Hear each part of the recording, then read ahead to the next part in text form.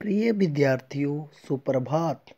आज हम गलता लोहा नामक कहानी पढ़ेंगे, जिसके लेखक शेखर जोशी जी हैं।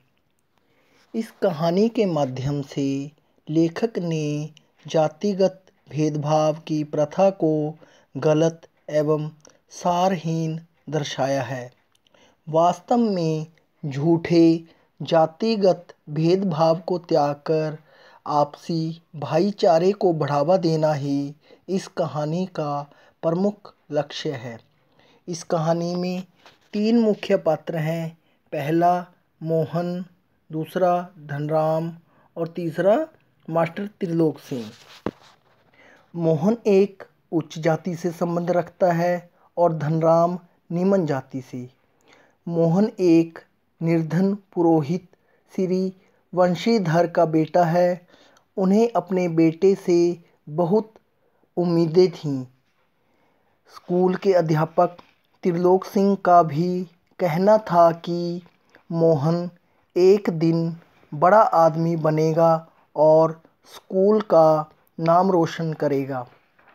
प्राथमिक स्कूल की परीक्षा में छात्रवृत्ति प्राप्त करके मोहन ने अपने बुद्धिमान होने का प्रमाण दे दिया था।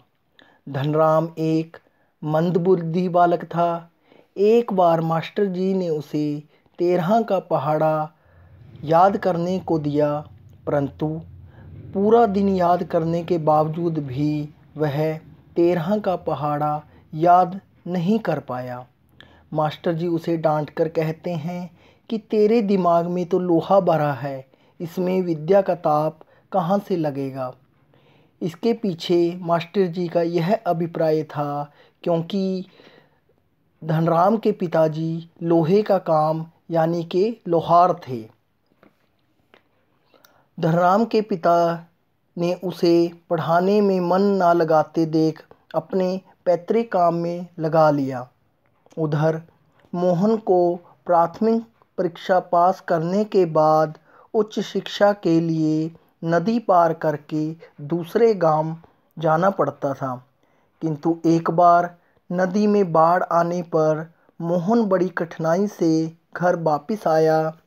पुरोहित जी ने बेटे के जीवन की चिंता करते हुए उसकी पढ़ाई बीच में ही छुड़वा दी।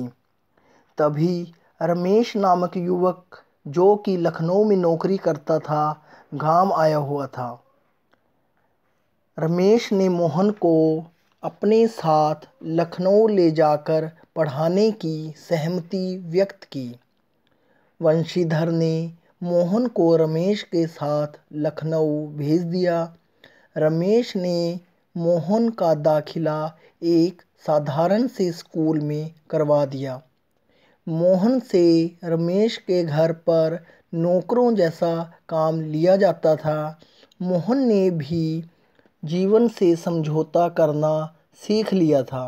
वह सच्चाई बताकर अपने पिताजी को दुखी नहीं करना चाहता था।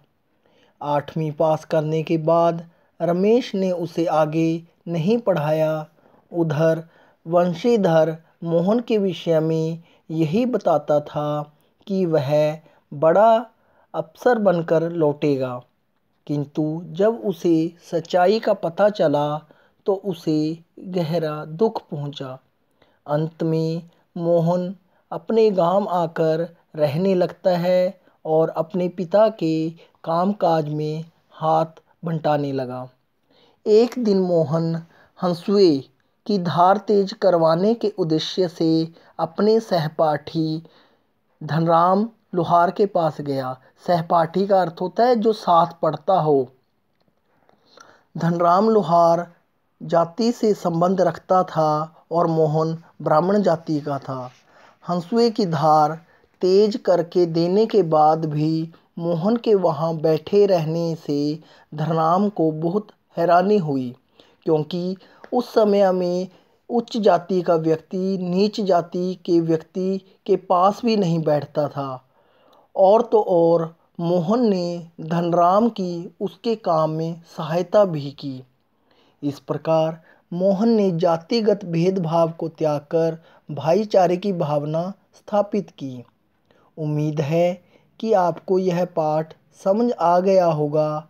अब आपने स्वयं इस पाठ को अपनी पाठ्य पुस्तक आरोह भाग 1 में से पढ़ना है। धन्यवाद।